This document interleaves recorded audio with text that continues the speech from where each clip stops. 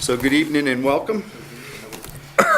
Okay, first thing I need to do before we do any voting, we do have new members here, so I need to greet them and confirm that they have been duly sworn in. So I see, introduce yourself, I'm Kevin Goodhue, representing Bennington. and you have been duly sworn in. I'm Ron Higgins, and I represent Woodford.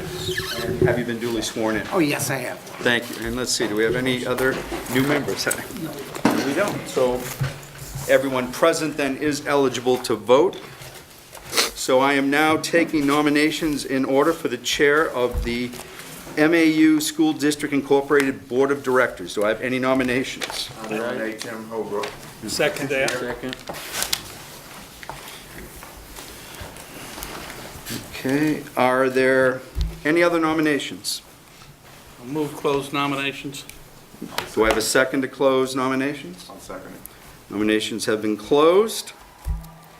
Okay, we have a single nominee, so we have the option to go by acclamation, or we can actually do a ballot vote. So, Acclamation. okay, so then, all in favor of Tim Holbrook as the chair, please raise your hand.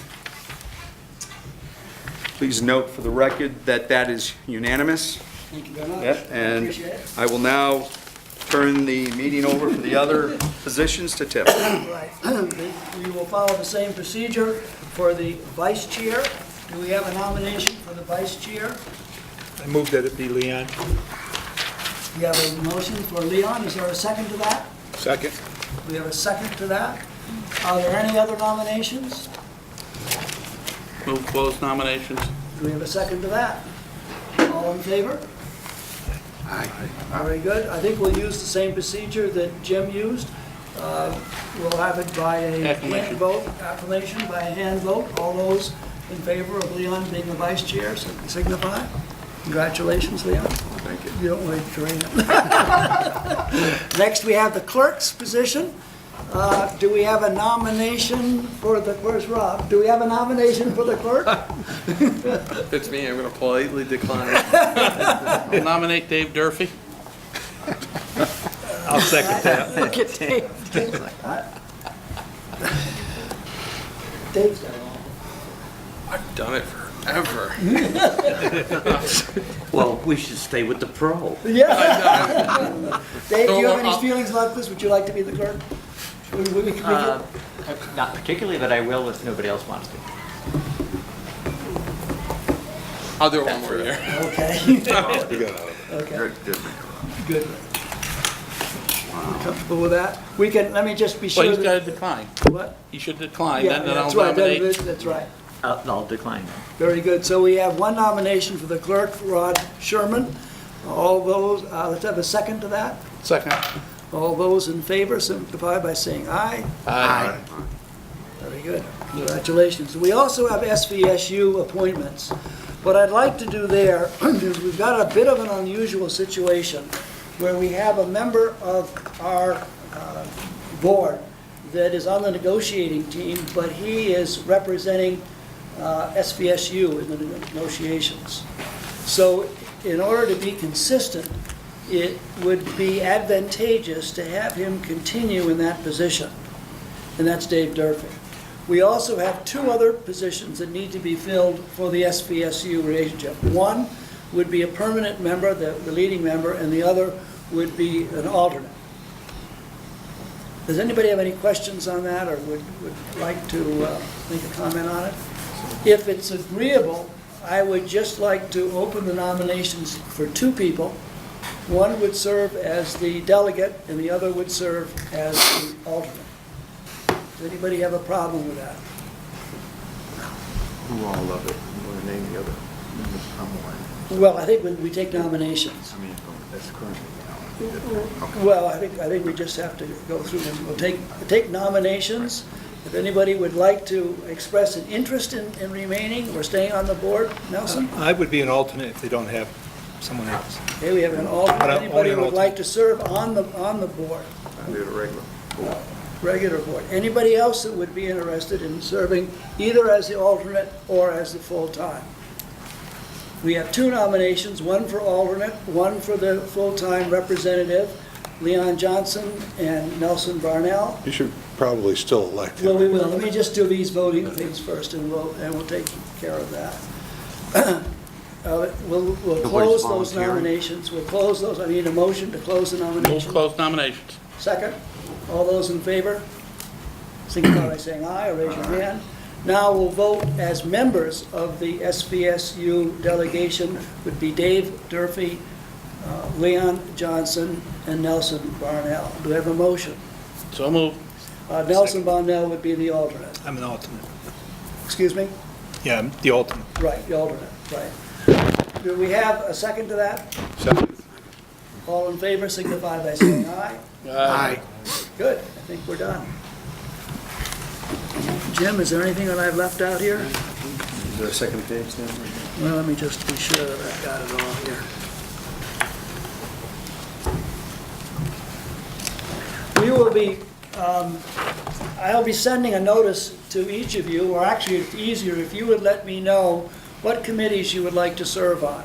The committees that we will continue to have would be the Finance Committee, Education Committee, the Agricultural Committee, the Food Service Committee, and the Policy Committee. Those are the committees, the standing committees that we've had. There has been some consideration given to, Nathan, maybe you'd like to speak to this, combining the agricultural and the food service together. Does that make sense to you or not? I think we need more discussion. Okay. Very good. Rick? The two distinctions there is the Ag Committee is an MAU committee, Food Service is an SVSU. So that would be cumbersome to, Okay, good point. to consolidate So we'll those. keep those committees. If you have a particular interest in any of those committees, please let me know. I will send around within the next week or so to each of you the committee structure.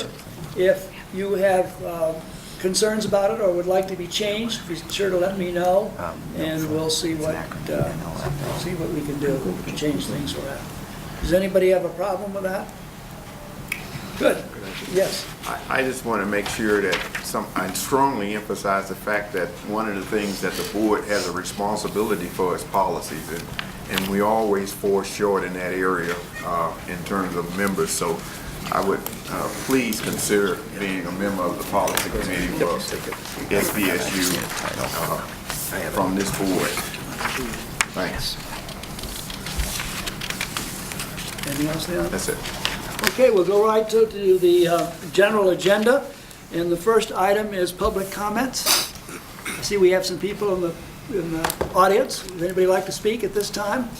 You're here for another reason then, I gather. We have the finance, there is no official finance report. Rick, would you like to go over some of these items? You have the treasurer's report, I hope. Yep, So we'd like to accept that, take action on that. right. Well, we can do that. We need a motion to accept the treasurer's report. So move. Second. Any discussion? All those in favor signify by saying aye. Aye. Very good, we can move on. Budget status report is for your information. We have the ExxonMobil Education Alliance Program grant for $500. Tim's Just gonna, need to accept that, Rick? yes, Tim, you gonna speak to that? Yeah, the grant is made possible by the generosity of Keith Martin, who is a seventh grade parent here at the middle school. He's also a local businessman, and he applies for this grant every year. And this year, he approached us about applying in the name of the middle school, and it goes to supporting the purchasing of scientific equipment for science curriculum needs. So we really appreciate his generosity and the generosity of Exxon.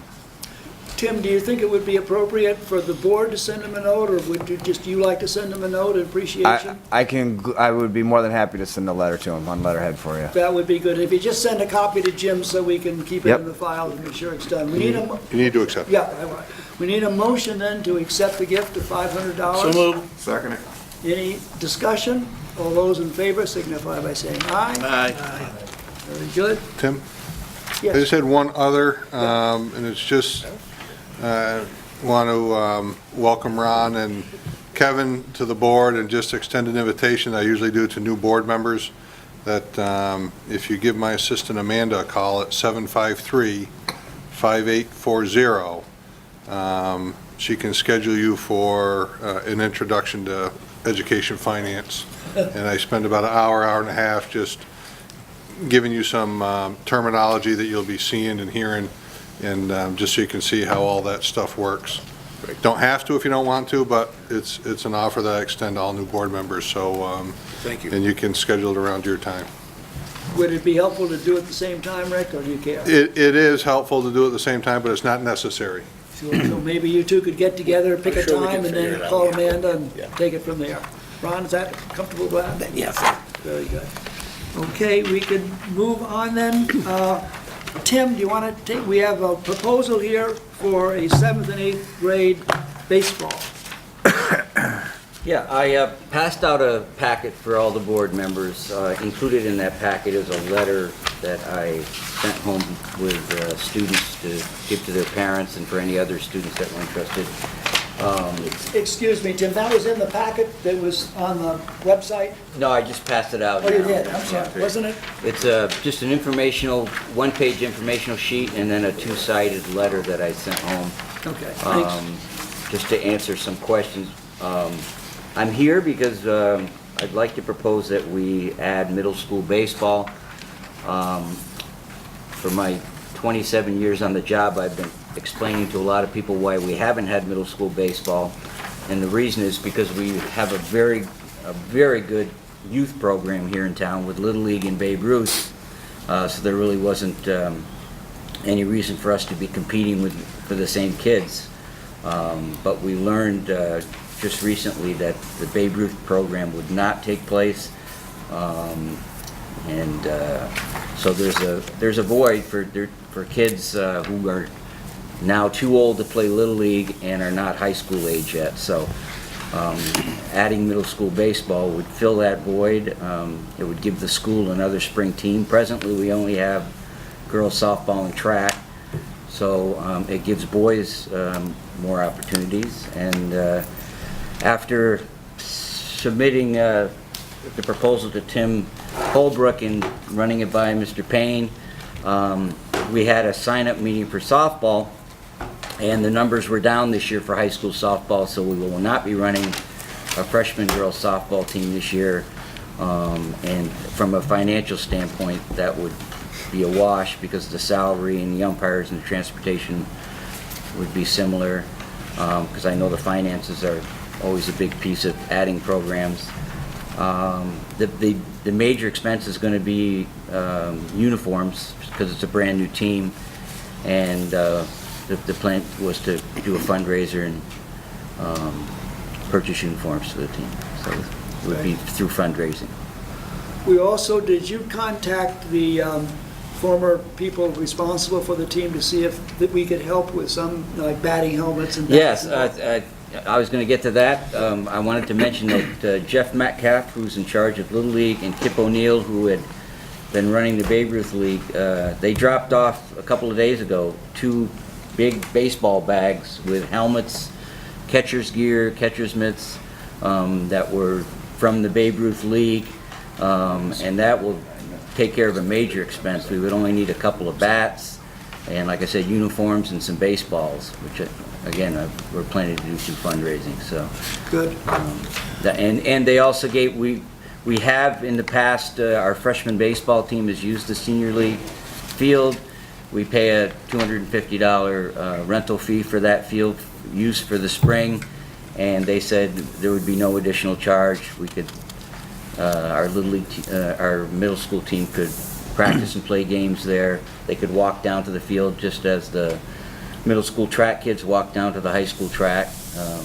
So again, their efforts have really helped, make this a possibility because we don't have another baseball field in town. So. Very good. Would anybody like to make a comment on this?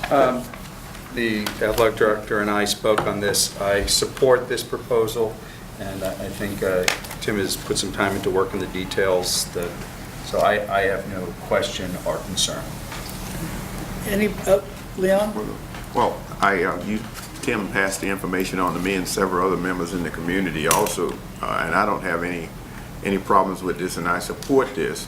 I wanted to make sure that we understand what's happening in terms of playing other schools, and you have some of those down there.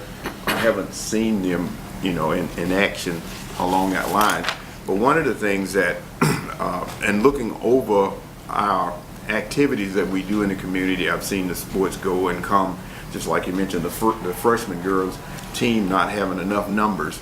So what I don't want is something to happen to this way, and I'm wondering whether there's a call for a different type of involvement from the varsity level, or the system varsity level, JV level on down, to play a more active role in the activities of these particular lower level sports, so that we won't lose one when we get to the point that we don't have a freshman team, or we may not have enough for a JV team, or vice versa, or we don't have kids coming in from the lower level to meet these needs, and then we're having to cancel the program. So is it any way you can sort of look at that and see how we can strengthen that approach so that we don't lose something once we put it into place? Yeah, well, having the feeder program be a middle school, a school program, I think is going to help. You know, the coaches that we hire will be part of our athletic program. They would abide by all the policies, and you know, so I think that will help, having a school level program at middle school level as opposed to a youth program. So that's our goal, you know, is to have that all be incorporated in the school program. Is there anybody else that had, like, yes, Ed? For this coming year, I understand the wash with the elimination of the freshman team. What's the cost going to be in the future? Well, the salary, the coaching salary is $1,700. Transportation, we try to double up all our trips. And in the case of middle school baseball, I'm late getting on board with, you know, with this. I usually schedule spring games around January, December. So that's when I double up a lot of the trips. So this will be a little more difficult to double up. Umpires, you know, it's for a game, you pay 2 umpires $40, so it's $80 per game. They'll have 6 home games. And we'll, you know, try to put in the budget for some equipment, replacement equipment for next year. Ed, okay. Thank you. Dave? Just curious, there's no baseball field at the middle school? No, correct, or- when the middle school was built, again, there was a senior league field, 2 little league fields, and a baseball field at the high school. And the PE department, you know, wanted softball fields because they play softball and PE. And again, there was no need for a middle school baseball team because we had a very successful Babe Ruth and Little League program. So those 2 fields, our softball fields, one could not be made into a baseball field because number one, it's a bigger field. Foul balls tend to go a lot further in baseball. It'd be dangerous. A friend of mine, Pete Janellis, who you may know, who's done a lot of work on our fields in town. We walked out to the field behind the trees over here on the other side of the road, but it wasn't quite big enough for a baseball field. We did look at that as a possibility. Is there anybody else who has it? Yes. One quick question, Tim. I see the proposals for one team of 16 to 18 students. Do you have Yes. any idea of how many children are? Well, I had an informational meeting because the buzz had already gotten out and I wanted to answer questions. I had 18 students turn out for the meeting. I had 2 others email me that wanted to be added to the list. I anticipate for our tryouts, we'll probably have anywhere between 20 and 30 kids. We're going to try to keep 16 to 18 for this initial year. One thing you should know is that we're only making this team for 7th and 8th graders who are no longer eligible for Little League because they've already had their registration, their sign-ups. We don't want to be competing with them for the same students. We don't want kids jumping ship who have already made commitments to Little League. So this will be for the kids who have no other opportunity to play baseball. And then, I mean, hopefully I'll be coming to you next year asking to add a 7th grade team. You know, if the numbers are, if there's that much interest and the numbers grow, that would be, my hope is that we could have a 7th and an 8th grade team next year. Are there any other questions? If not, I'll take a motion to accept the proposal for So moved. 7th and 8th grade. Thank you, Nelson. Second. Are there any other questions, any discussion? All those in favor signify by saying aye. Aye. Opposed or abstentions? Thank you very much, Tim, good luck.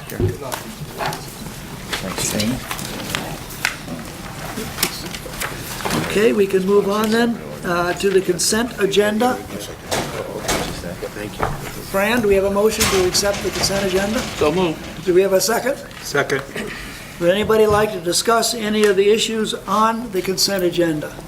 Go back to it. Give you a second, just to, Yeah, the field trips on there. yeah. Just a general comment, I think we got a good representation going to Italy. We got 8 students and 11 adults. That's great. Maybe you'll have one more. We better do something else. If there are no, yes, I'm sorry, Dave. Tim, when it says co-coach, is that salary split in half? Yes. Thank you. Ed?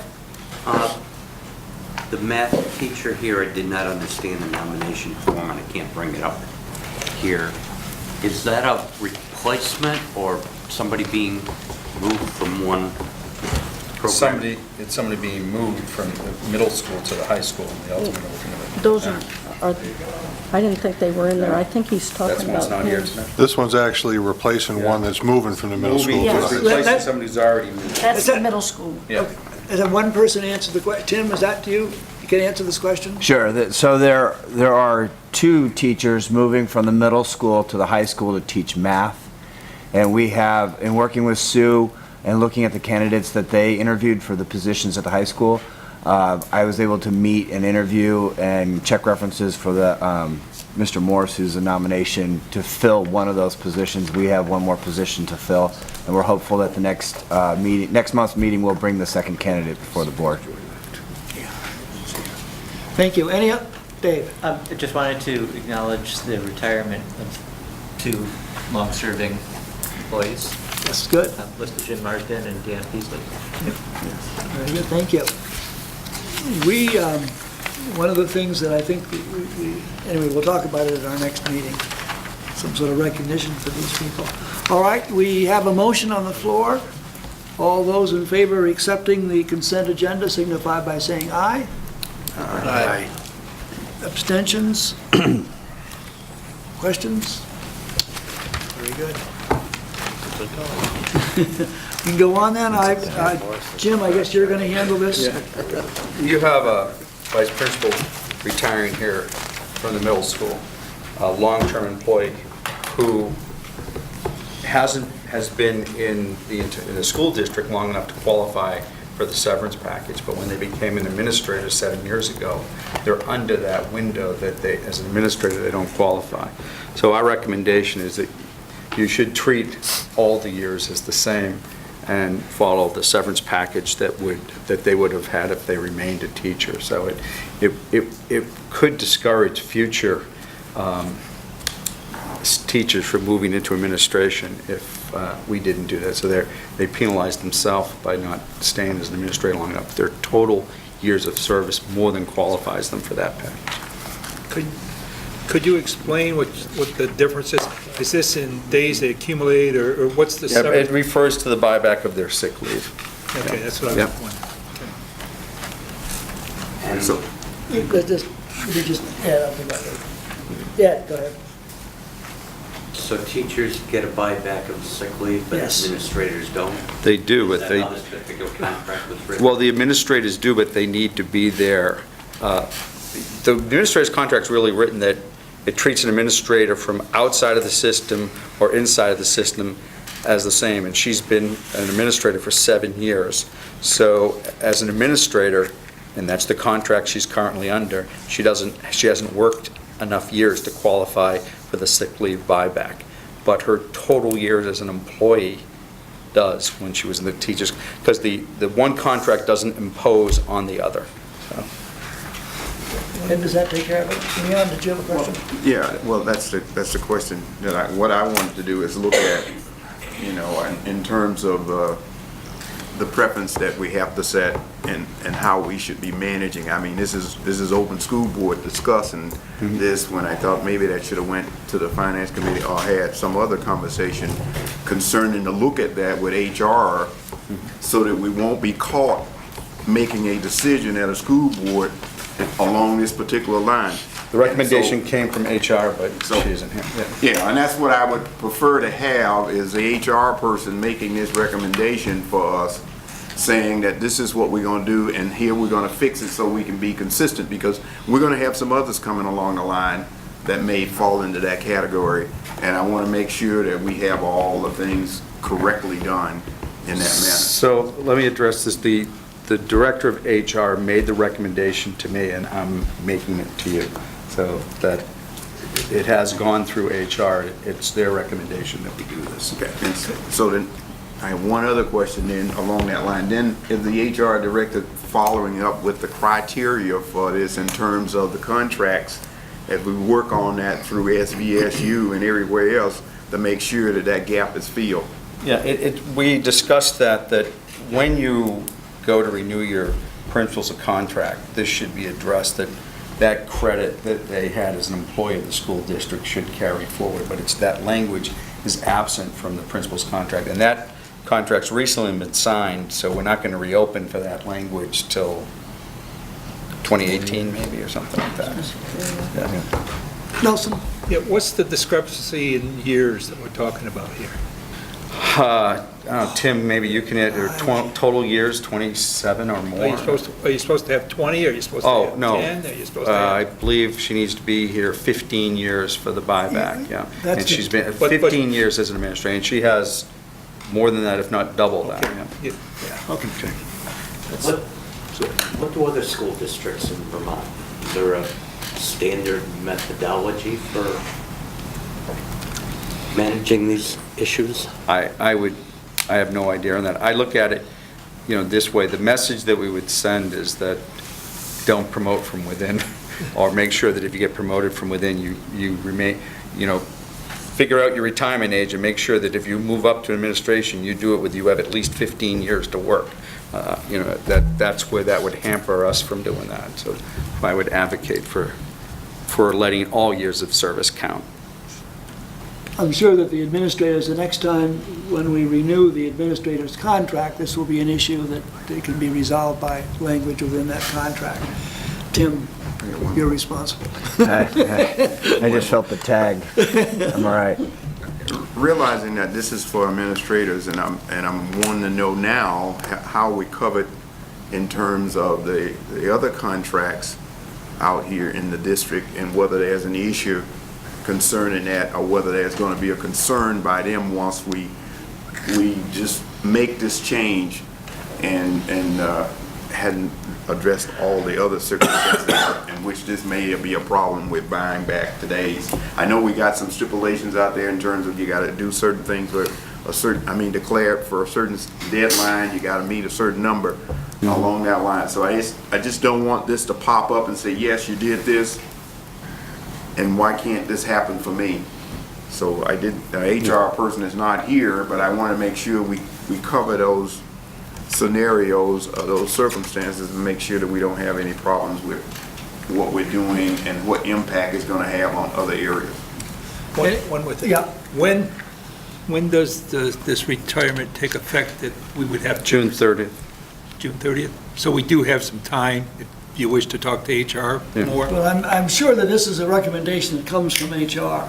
It is. And they would like to get going on it. If we'll put a motion on, and if you don't want to vote on it. And we can address the other concerns at a future meeting that, you know, but we'll put it all on the table. You saw what we discussed earlier as far as aligning benefits. We're trying to make things as uniform as possible. Well, that's... Not that we're ever going to get every scenario and,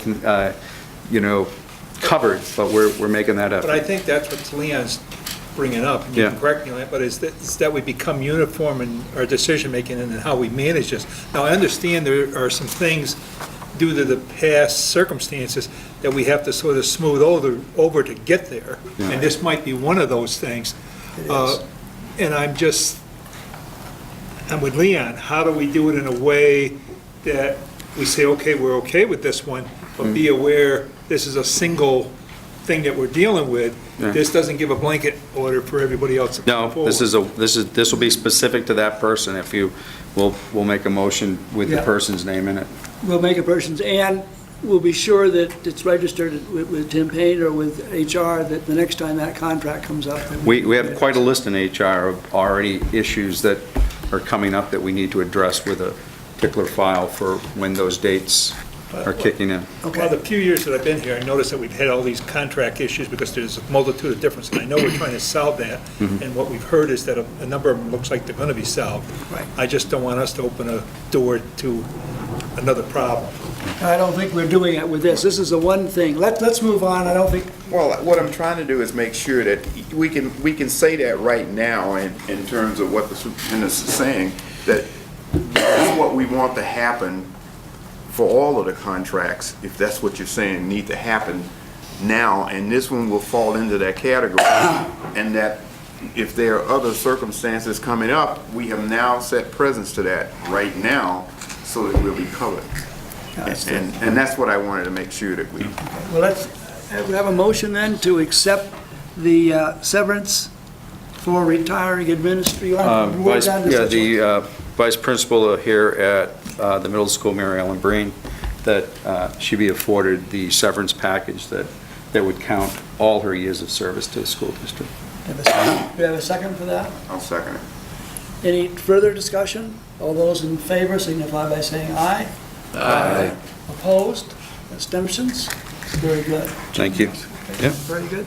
Thank We you. can move on then to the high school. Okay, one of the big things going on right now, and I'm sure Tim's going to probably talk about it too, is the SBAC test. That is the Common Core Standards, the new test. At our school, last Friday, we did a pretty big training for all the adults that will be administering the test. It's very different than the kneecap test in that it's all online, it's all on computer. And for some students, they're happy about that, and for some students, that's caused a lot of anxiety, because it's not just reading something, you need to be able to manipulate the computer a lot.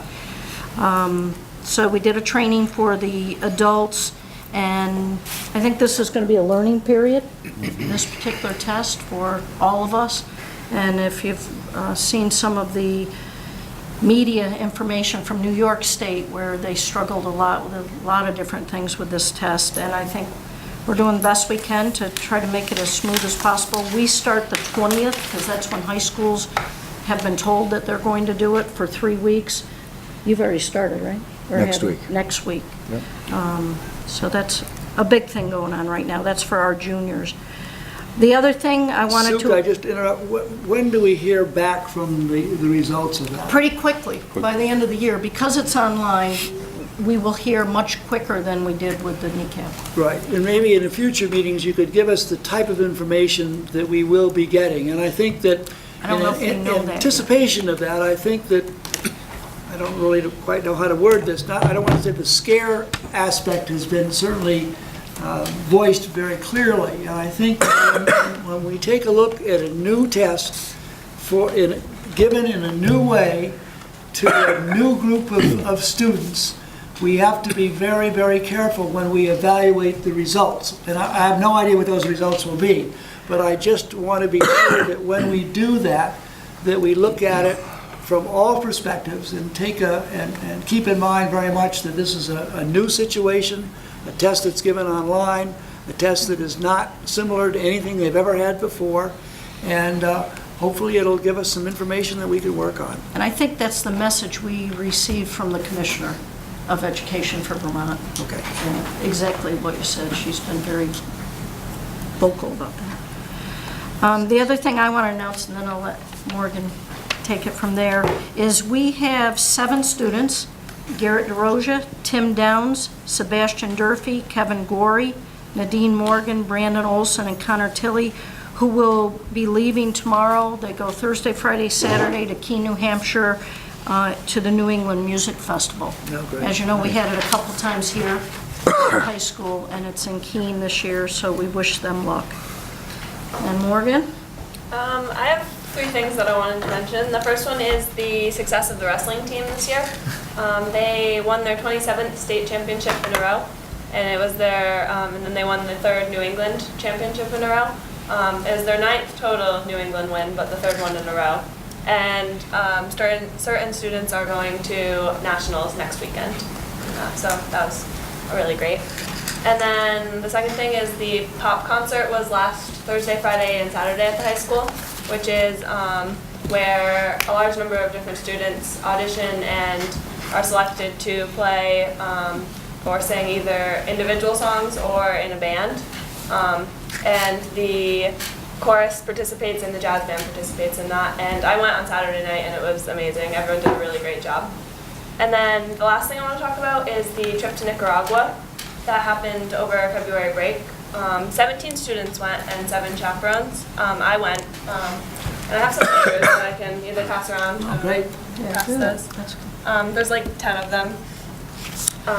And some of the things that we did while we were there were we went to a lot of schools and distributed toothbrushes and toothpastes to all of the children in the schools. We went to like probably 7 or 8 different schools that were within the same area of Somatillo. And then we also painted the maternity ward of the hospital. It was just like the common entrance room, and we painted it a green color because that's what they like, is really bright colors. And that was a lot of fun, and everyone had a really great time, and it was a life-changing experience for everyone who went. And the pictures are, there's one of the group that went from the high school, and then there's some of painting the maternity ward. There's quite a few from the schools. There's one of the bus that we kind of traveled everywhere in. It was pretty neat. And then there's just one like landscape one. I didn't want to guess. That's all. Well, I think who organizes this and puts it all together? Dan Lucy runs the Interact Club at the high school, and it's through the Interact Club. It's like a service trip, so he does a lot of the organization. Okay, but I mean, is there someone there in Nicaragua that? Yeah, there's quite a few people actually, because we travel from place to place. But while we were there, we had different guides that like helped us and kind of showed us around and coordinated the bus that was going to take us places and where we were going to eat and all that different stuff. What was your, just as we're finished passing these around, what was your kind of general impression of the, I see a lot of pictures of kids here, the way schools were run and the rapport between school teachers and all that stuff? It was really different from what I was used to here, but I thought that it was really a great experience to see how differently they lived, but still how happy they were and how excited they were just to get little things like toothbrushes and toothpaste, and how they were really positive, and even though they live very differently than we do. Well, that's neat. Good for you and all those people that made it possible. Any questions? Okay, we can move to, Sue, does that finish it? Yep. Tim? All right. I need to thank a couple people this evening. March 7th, we had the Winter Carnival here at the middle school. It's a Saturday event. It's made possible by a lot of volunteers. So let me start with thanking Tiffany Buck, Mary Ellen Devlin, Eileen Murray, Johanna Domke, Dan Amadon, Jerry O'Connor, Allison Kipp, Christy Whitman, and Jackie Corey. These are parents and staff members who spent lots of time organizing the Winter Carnival. For folks who haven't attended, it's games, it's raffles, it's lots of food. It's from 10 to 3. It was very well attended this year. The weather worked in our favor. It was cold and gray, and folks wanted to get out of the house but didn't want to be outside too long. So we had lots of folks, a nice steady crowd through the day. It's a fundraiser for teams in the building, so we really appreciate the community's generosity to the effort, and it was a very positive one. We'll hear the numbers at the next PTSA meeting on how they did, but the initial report was very well. I want to thank Raven Realmuto, who is a 8th grader on Nineveh. She represented the middle school at the Northeast Organic Farming Association's conference, February 14th and 15th up in Burlington. She was a guest of Helen Fields and Stephen Green, who are members of the agricultural subcommittee for this board.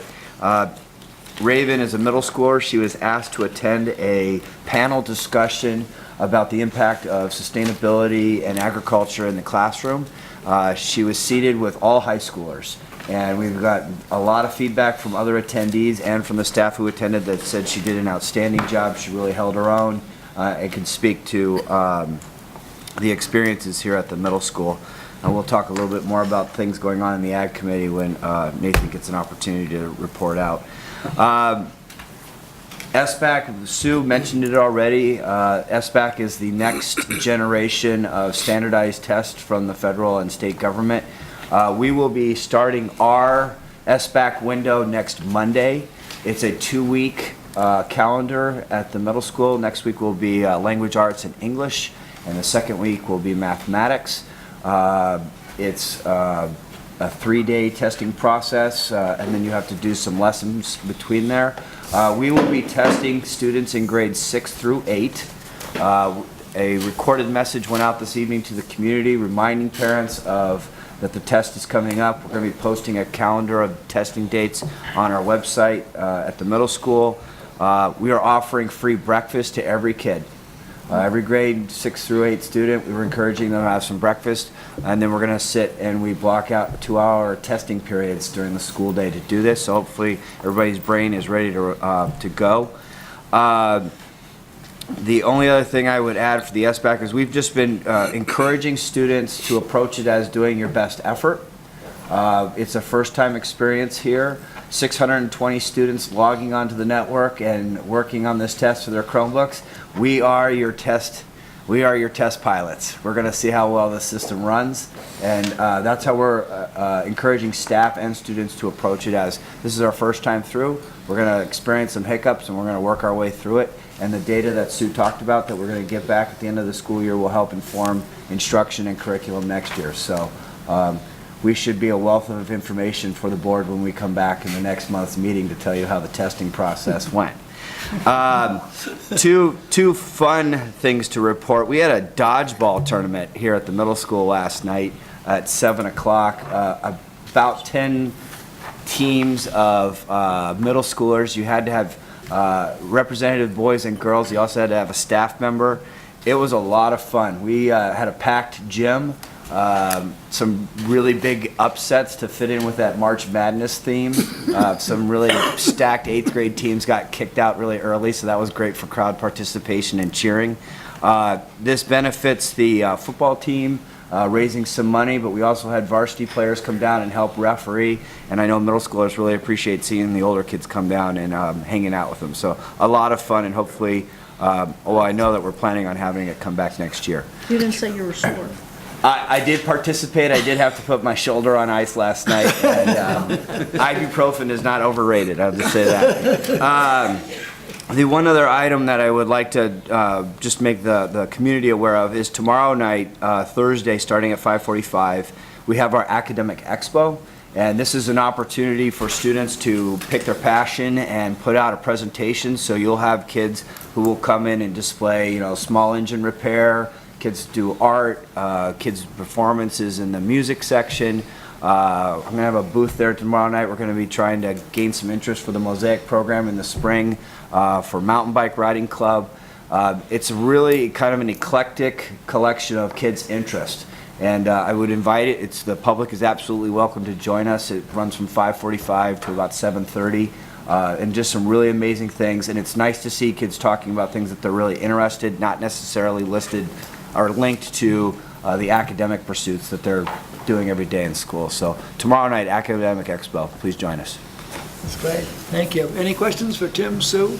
Yes. For either Tim or Sue, SBAC, is that an acronym? Smarter Balanced Assessment Consortium.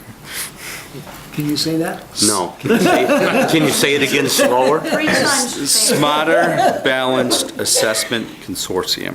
Okay, thank you. And Sue or Tim or both or Jim or somebody will let us know the type of information, not necessarily the scores, before we get that we're getting. And I'm not sure we know that exactly. Things are coming, seriously, we get these flashes, they're called. Yeah. They come up on the computer and they're changes that have happened. Yeah. And we get them like on a daily basis. It's been a. Yeah, I mean, interesting they were late in selecting their vendor for the test, and it literally is being designed on the fly as we're going, and there, as Sue said, there are updates and changes to the manual for how to conduct the test coming out constantly. And we're struggling in all the schools. The state was slow, is that what you meant? Right, yeah. The state was slow, and there's a private contractor that designs the test and administers the test. The selection of who that contractor was happened much later than what we were told. The state missed just about every deadline. They published a schedule this summer of the rollout calendar for SBAC testing. And through January, they had missed every date, and they're just really starting to get there, and they just keep asking for our patience. Well, we'll find out soon enough. Yeah. Anything else? Do you have anything else, or did you incorporate what you wanted to say? Almost that. Okay, very good. We'll move on then, Superintendent. Yep, I'm going to say a few more things on SBAC, Smarter Balanced Assessment Consortium, that Show off. which replaced the NECAP, which stood for. New England Common Common Assessment See, even Program. Morgan knows that one. There you go. So, and it is supposedly based on the Common Core, which the NECAP wasn't. But I won't repeat everything that was said here tonight, but what I do want to tell you is, remember, there's a 12-week testing window. So I'll report to you that one of our schools has already started this week. Molly Stark started this week, and On Point started this week. And we all held our breath on Monday and to see how this would go. And I'll again quote our Secretary of Education in her presentation, said that this test in the first round is as much a test of the capability of our technology as it is about the knowledge of our students. And she has indicated that she will be coming out with a letter once the test concludes, cautioning everybody to not jump to any conclusions on what is being assessed, and that this is a benchmark year, and we will go from there. So the good news is, as I got my daily reports from Molly Stark, from our curriculum director, the principal, the tech director, it's gone fairly smooth. There certainly was some snags on Monday, but tech department, we had more than enough personnel probably to make sure that any issues could be addressed quickly. And day 2, I was informed, went better than day 1, and we are moving forward on that. So I took that as an encouraging sign, and hopefully it's going to be the same when we start the test at the high school and at the middle school. So, next item. I told you that our theme for the year, we began the year with the theme of Imagine the Possibilities. And we're stressing the positives. That's what we're trying to stress, the positive, not keep shooting ourselves in the foot of what our problems might be. But we also can't forget the realities, and budgets are a reality. So this is the first MAU meeting since the budget, so I want to thank everybody for their work on getting the budgets passed. That was a relief for everyone. But there are concerns looming for the future, and the biggest concern for me right now is the House Education Bill. First proposed, particularly in there, about the 2% cap on per pupil cost, which has now been changed again in its latest variation to a 1.5% cap on either per pupil spending or total education spending. And then in today's version, email alert we got, that maybe some type of sliding scale cap, that it would be a smaller percentage, almost as low as 1.3 for districts that have a larger per pupil spending, and 2% for those that have a smaller, to try to address what was brought up in the first, comments on the first proposal was the inequity of it and possible, being unconstitutional because it would drive the inequities between school districts even further apart. Because 2% of somebody who was, at 13,000 per pupil spending, and you have school districts in Vermont that are spending $27,000 per student, 2% of that is a lot more money, so the gap would grow quicker. So that's where I think the sliding scale proposal. A cap, in my opinion, is a quick trick fix. It sounds good, like, well, let's control spending, we'll put a cap, but it's not good public policy, in my opinion, because it doesn't address some real concerns. We're in negotiations. We don't know where that's gonna end up. So a cap could certainly drive layoffs. And where the early education bill, we have universal pre-K that we have to pay for, and possibly expanded pre-K that we have to pay for. And those are just a few of examples that. Dual enrollment? Yeah. Dual enrollment, thank you, Sue, that right now we have to pay for 50% of 2 courses at the community college level. So that's another unfunded mandate, and the list could go on, never mind, special ed costs that can fluctuate in any given year, and you have this artificial cap of 2%. So for those reasons and many others, I'm against it. So I know the Vermont School Board Association, I don't know if they sent it to us, I'm assuming they're asking all board chairs to contact their representatives and express their concern. The Superintendent's Association is doing the same. I'm sure the school business officials are doing the same. It could really impact us. I did ask Rick to look today at what these caps would mean for dollar amounts, and it's speculation, where our cuts would be. But there was only one district that was under that cap, and that's based on this year's numbers, not what it's going to be in the future. But we would be cutting staff to get under that cap, and I can't sit here and tell you how many that would be, because it really is that future budget. So I do understand cost containment. I understand the pressure on the tax rate, property tax. There's a lot of people angry about that, but I also don't think they would like what their school system would look like with an artificial cap. So I ask all of you to join in. We are going to email you out contact information, so if you don't have it, so that if you feel comfortable, either a phone call or an email. And the time is now. This is moving rapidly, and there is going to be. I got a feeling there is going to be something. I just hope this isn't going to be it. So the other thing I wanted to mention to you tonight is where we are in the principal's search. I had told you a few months ago that my timeline goal was to come before you at the March school board meeting with my nomination for principal. We're getting close, but it's going to take a little bit longer. Let me tell you what the process has been to date. We put a screening committee together made up of parents, teachers, administrators from both the school buildings and from central office. I believe we had 17 applications. There was a paper screening done, making sure who was going to be interviewed in the next round would have the qualifications, met the qualification, had the certification. There were 6 selected. Only 5 actually got interviewed because one of them declined to come in for an interview. So, and then that screening committee recommended 2 names to me from there, and they are Michael Malloy, vice principal at Mount Anthony Union Middle School, and Glenda Cresto. She is a vice principal at the Richford, Vermont Junior Senior High School. I had to pull out my map to see where actually Richford is.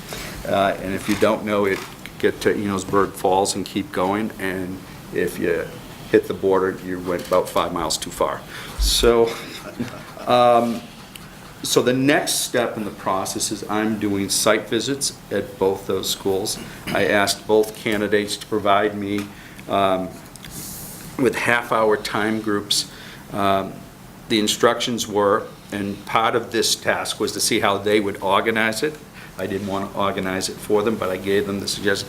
I wanted to meet with 3 to 5 teaching staff members. I wanted to meet with 3 to 5 students. I wanted to meet with 3 to 5, whatever number they felt, 3 to 5 non-teaching staff members. I wanted to meet with 1 to 2 administrators, 1 to 3 administrators that can speak to their work. And then I gave them the extra option of creating a group that they would like me to meet with, that maybe a segment of the population that I wasn't addressing, and then I would do one final interview with them. So that takes place at Mount Anthony Union High School tomorrow, and next week I will be traveling to Richford, Vermont, and we'll spend the day doing the same thing. So I will be ready to make a recommendation the following week, which will bring me to the last item. So we'll say, oh, well, so you're going to wait to the April school board meeting?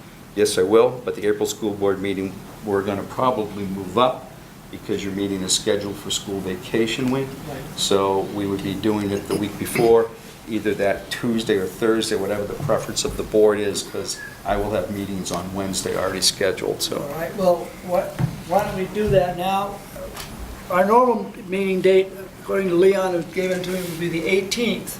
So if we move that back a week, that would make it the 8th. I mean, that would make it the, what, 7th, 11th. Right. And that one, so we go either back. the 7th or 8th, the 8th? The 8th isn't good, so we Right. really want to do the 7th. Right. The 7th. 7th would be Tuesday, the 7th. How about Tuesday, the 7th? Tuesday. This would be a meeting where we would receive the recommendation of the superintendent. And also serve as your April board meeting, but there Yeah. probably won't be that much because we'll be early. We would, but the reason that we'd like to move ahead on this is that we'd like to have somebody in place so that that person can start the process of getting ready for the coming academic year.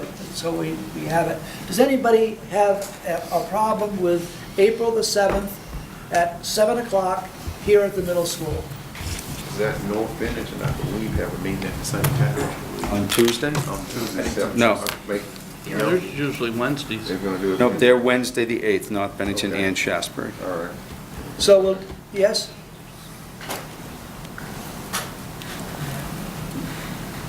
Okay, so we have it, we're set for Tuesday. We'll send out another notice to be sure that you have it in writing somewhere. It would be the 7th of April here at 7 o'clock.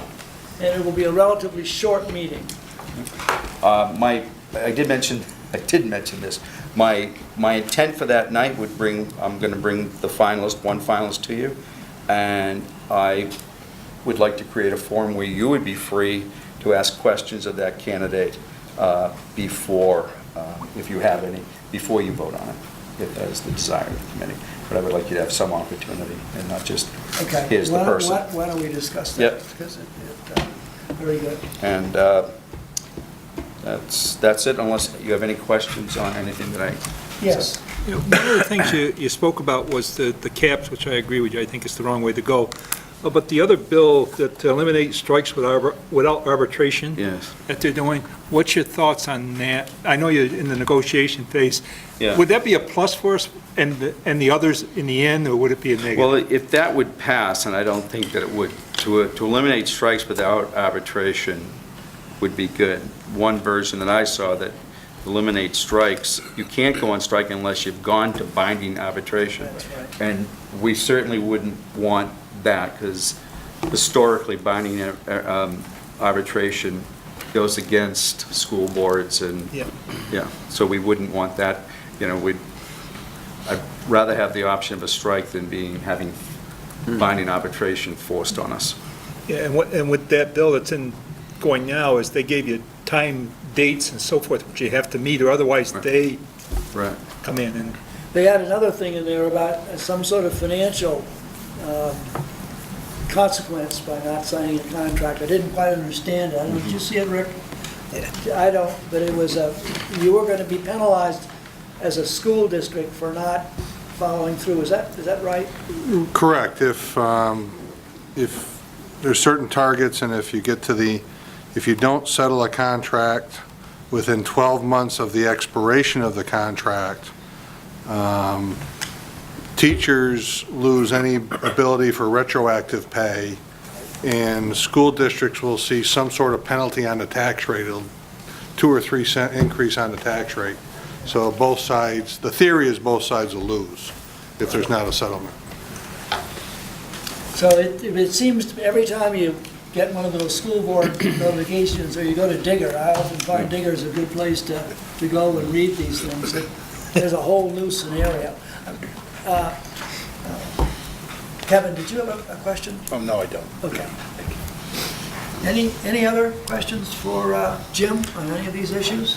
Do you want to bring that up under, I did meet with Ed Letourneau this week, and Ed would like a report from me on everything from class size, student-teacher ratio, staff-student ratio from MAU. And what I said to Ed, I think that would be better if that came from a vote from the committee asking us to do that. So my suggestion to Ed was that he should make a motion at tonight's meeting instructing the superintendent to conduct that study and report back to a snapshot of Mount Anthony, everything from total employees to particularly Ed's concern with student-teacher ratio. And so rather than have a discussion here tonight without all the facts present, let us study it, and probably by the May meeting we'd be ready for that report. I would like to make a suggestion to that.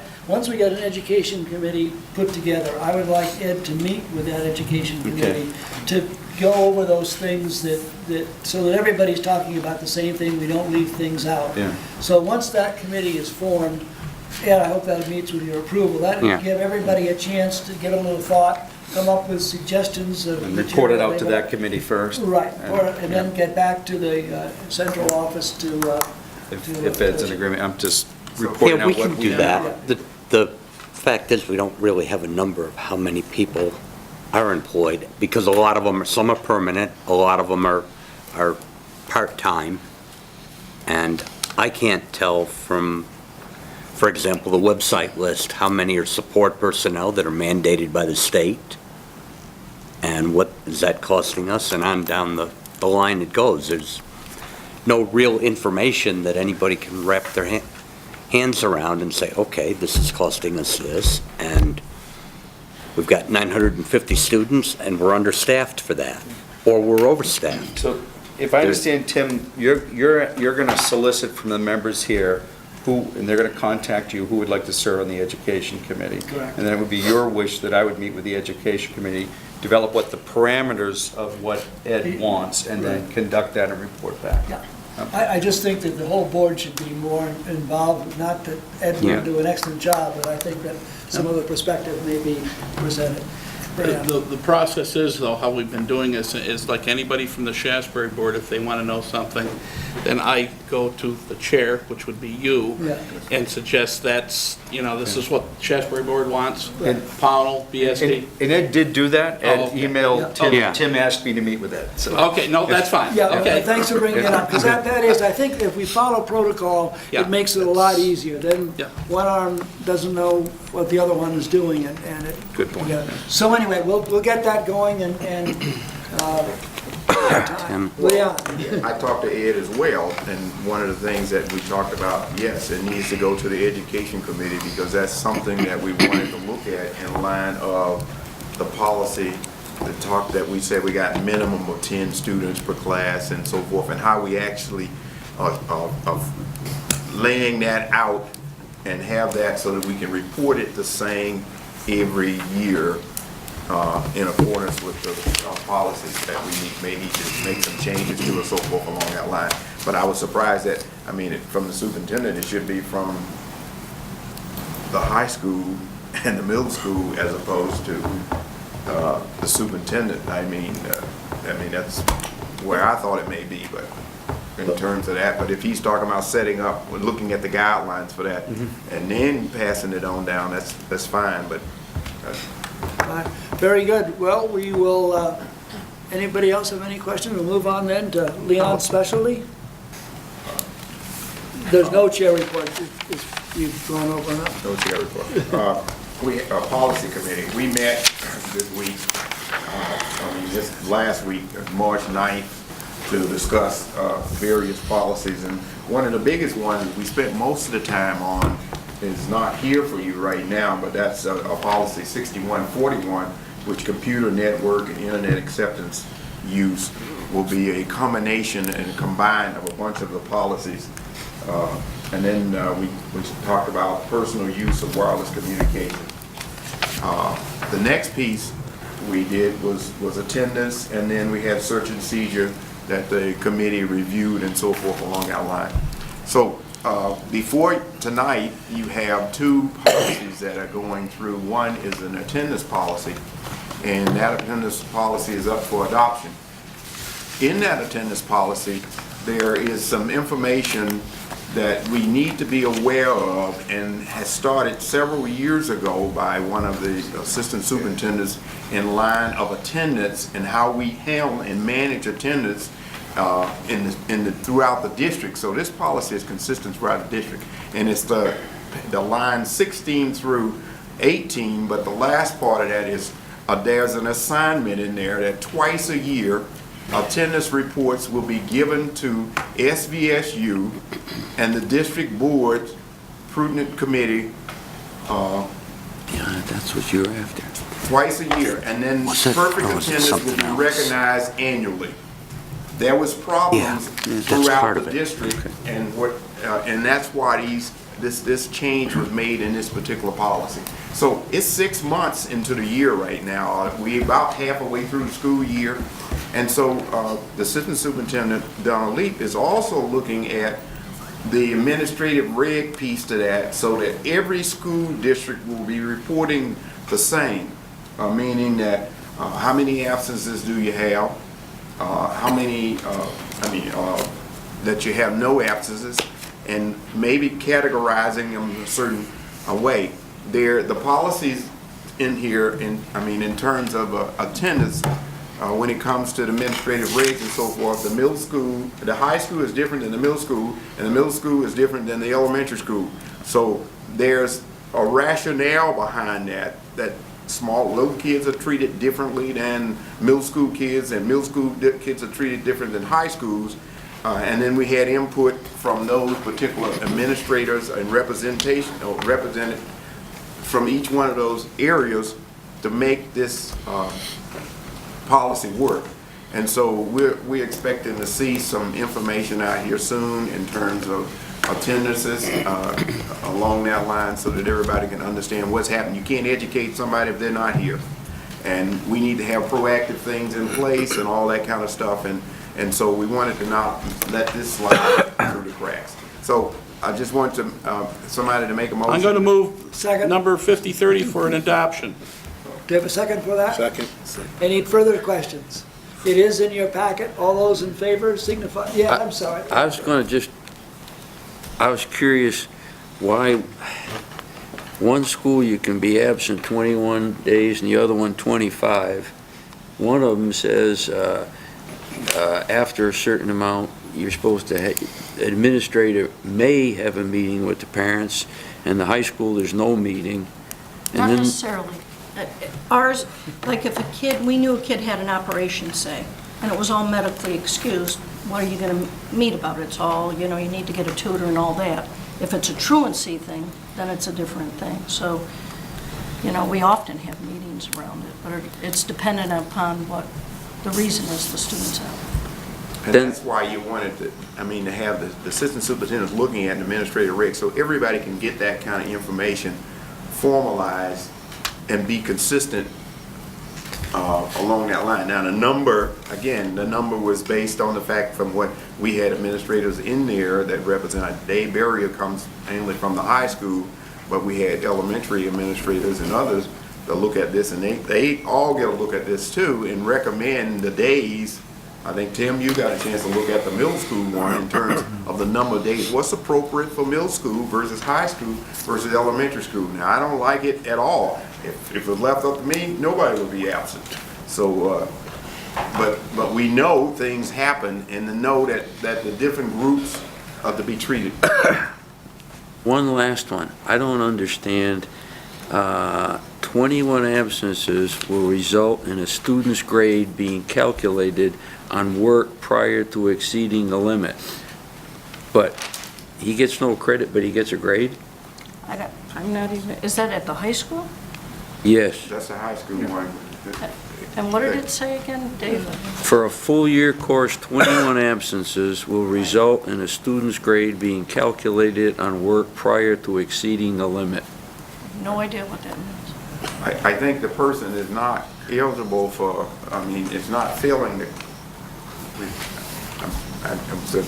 the number, what the person's grade is going to be is based on what they did do in terms of not exceeding the number out there, not going by the total number of things that happened in the past. I think What it says is, it's whatever their grade was when they missed 20 days, but when they missed 21 days, they're frozen at that grade. That's right, That's that's not what it true. says. But that isn't really, that isn't a fact. That's not how it happened. Well, this is the stuff that we get, and that's the part remains for administrators, and I'm saying none of that, but we get input from the various groups to look at that and state what they want, and we make sure that we understand it and go by it for that. But I know input was there, and input was from the middle school in terms of those numbers.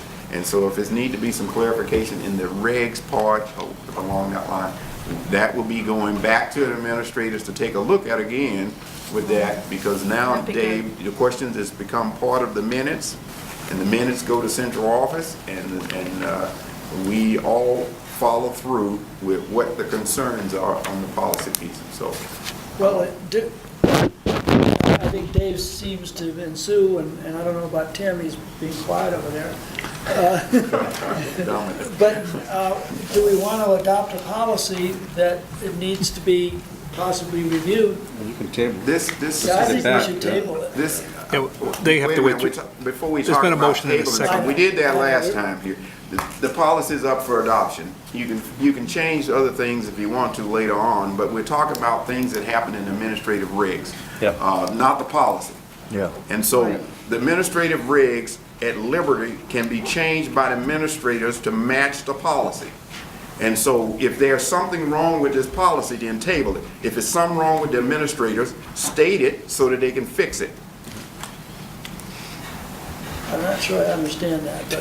Administrative regs. This is what we asking is the administrative regs And that's what, portion of the policy. and that's what Donna Leap is working on right Right. now. And she's taking input from everybody, and I will pass on Dave's concerns to her also as she drafts the new regulations to reflect this policy.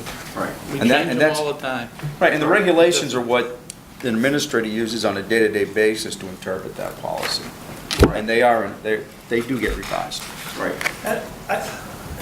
Nelson.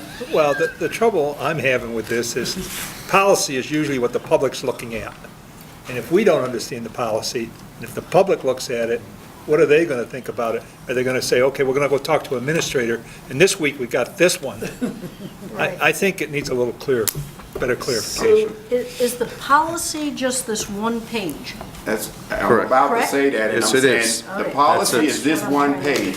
There's nothing wrong with the policy. Let me make that clear. The policy The is question fine. that comes about is the administrative reg piece that talks about how many days and what are the consequences. And Donna Leap is working on it. these other pages. Okay, that's what I want to make they in sure the- everybody understand, because we keep those off of that saying policy. The policy is fine, that one page Right. policy. Well, I didn't get them when I downloaded this. this. I'll withdraw my motion.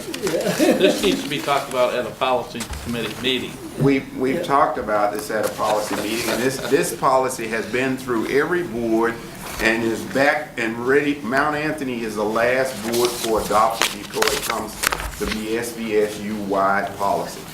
And so, Did North Bennington adopt this? No, I didn't think they did. this North Bennington was 114. Pownell was 121. Shaftesbury was 114. Woodford was 128. And Bennett BSD was 114. And so what I've tried to say is, if there are questions or problems with administrative regs, that's not the whole policy. Okay? Yeah, I move we call the question and vote on it. And I'm going to vote in favor of it. I think that if we think the policy, if we want to get into the level of detail that Dave's reading from regulations, then that's another issue, I think. But in terms of this policy, I'm fine with it. Okay, we have Fran, I'm not sure. I thought- Motion, yeah? I did, yes. So we need another motion. Well, you better have Richard clarify what you think you have. Because he called the question, you gotta vote on calling the question. Did we vote on calling the question? Okay. I'll move we vote on calling Well, the maybe it's question. already been withdrawn, maybe I Right, if it's withdrawn, then he doesn't need to make the Well, I don't motion. know. If you're ready to vote on it, but you might have to read the motion. Let's just wait a minute. Yeah. Have we withdrawn the motion? Well, I have Leon and Kevin as the two people who moved and seconded. Okay, so we have a motion on the floor that's been made and seconded. And basically what it says is that we are approving the policy.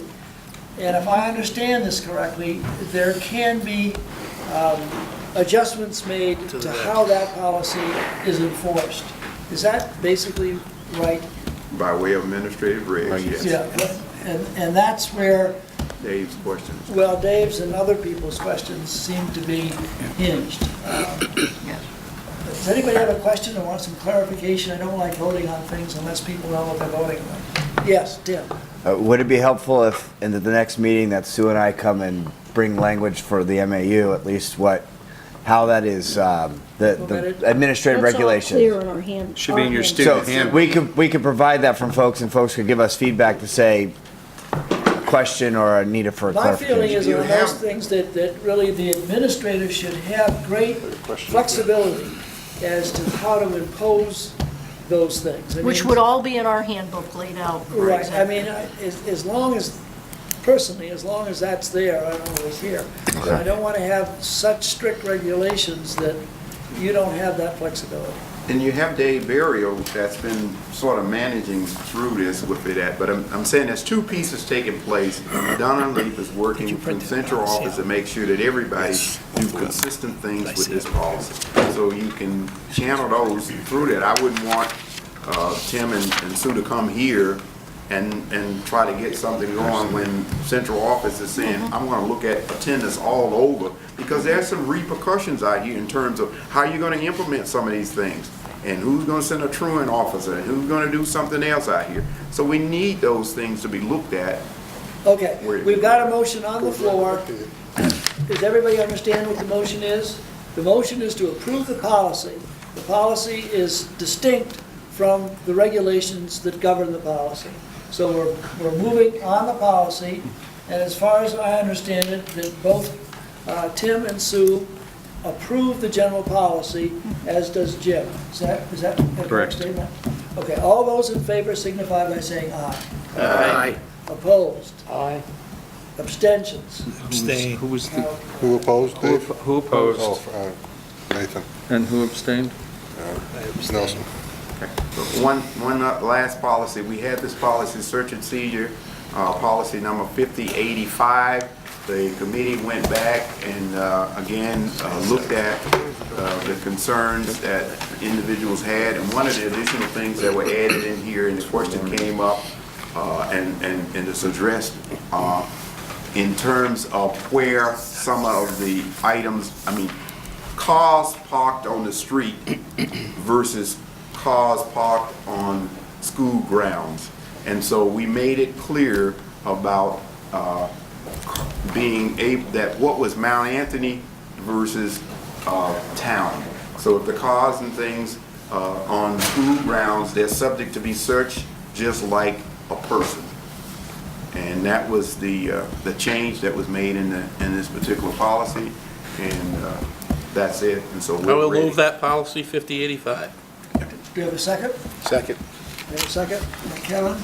Any questions on this? This is to warn. This is a warning. This is a warning, this is not an adoption. Thank you. All those in favor of the warning of that policy signify by saying aye. Aye. Opposed or abstentions? Yeah, is that the issue? That's it. Just need more members. Okay, are there any? I'm sorry. I'm sorry, Tim, are committees, does the Ag Committee have an opportunity to speak to the board? We had a request from our... Oh, sure, yeah, definitely. As you know, the agricultural program here is becoming larger and more complicated, and as we intimated before, there needs to be more of a coordination in the hands of one person. And Tim Payne is very meticulously about a job description for the type of person that might do this job, and we would request the board to create this position. Okay, well, it's not something we're going to do tonight. What we would like to, for consideration, if it's right, Nathan, as Nathan said, the board, the Agricultural Committee is supported by the MAU board. And in the past, there are line items to support paying community volunteers or staff members to maintain the garden, which is at the front of the building. Some new board members this evening, but come spring, we will have an outdoor classroom being completed, a greenhouse, which has been a collaboration with the Career Development Center that will be completed. The garden has grown in actual physical size over the last 5 years, and it is really, the discussion at the Agricultural Committee, subcommittee level, is that it's really grown to be a project that is too big to rely on volunteers and the goodwill of community members.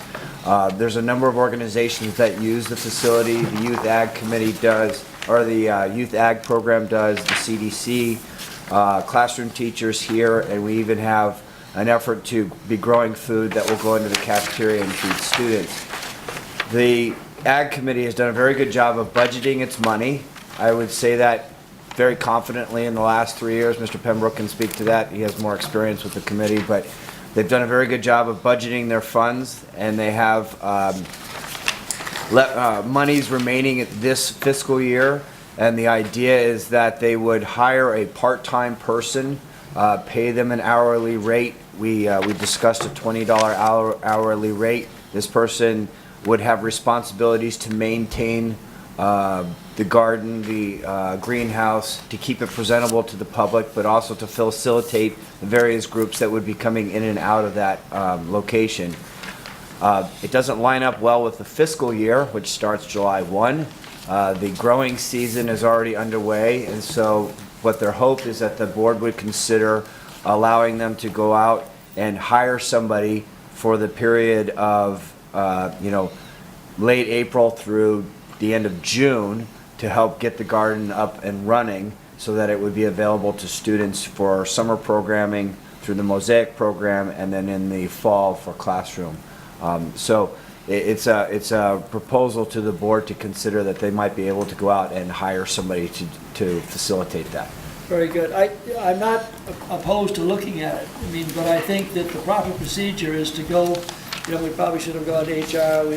We should have received the information earlier. To do some study, we've got to get a fiscal report and things like that.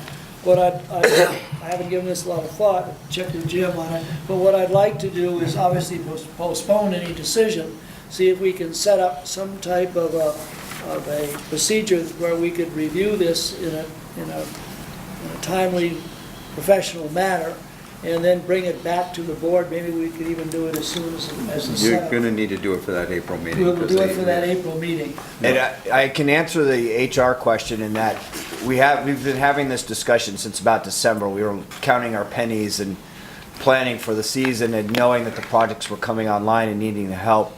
A missed opportunity on our part in February. Our hope was to inform the board. And in lieu of that meeting being postponed, we've been working with Joy Cox in the HR department. That is why it's already in district format, and she's already taken a look at it and saying, you have to follow policy and procedure for the district. So, Well, what we'll do, we'll set up, once we get the committee set up, we have an agricultural committee, probably education committee should review this, finance should review this, and I would hope that by the time we have our April the 7th meeting, I'm trying to figure out how long that is. We have that meeting, we'll be able We to. can put it on make a the agenda recommendation. as an action item then. to An take- action item on there, but if that seems to make sense to people, we'll follow that procedure. And I'll get those committee meetings out as soon as possible so we can move on it. One Yes. last question, just for concern for finance. This would not, we're not asking for additional money. This is using money within the existing budget lines this year, so this is not an additional cost to the budget. Right. But this would then be something that would be ongoing. In other words, we'd have it this year, we'd want it next year, so we, even, Absolutely. it's like getting a grant. You know? Well, except that we did budget for this, either this position or whatever it's intended to replace. Yes. Okay, That well, we. money is in the budget. Right, I'm not opposed to it, I just think that we ought to take a good look at it before we move ahead on it. I don't think anybody's opposed to it. So if that is a agreeable procedure to follow, that's what we'll do. Are there any other issues to be brought before this board? If not, we have a listing of things below for your information that are in the packet. I'll entertain a motion to adjourn. So moved. All in favor? One thing I would caution on this position, make sure is this going to be part of the teacher's contract? I mean, you got to be so careful. Well, it says up here, it's off contract. I know what Yeah. it says, but Yeah, that's right. you know how things happen. Yeah, I do know. So anyway, we'll get going. Tim, I'll talk to you, or Nathan, however you want to handle it, so that we can get it organized. First, this year, we have a 50-pound barbell. Right. Okay.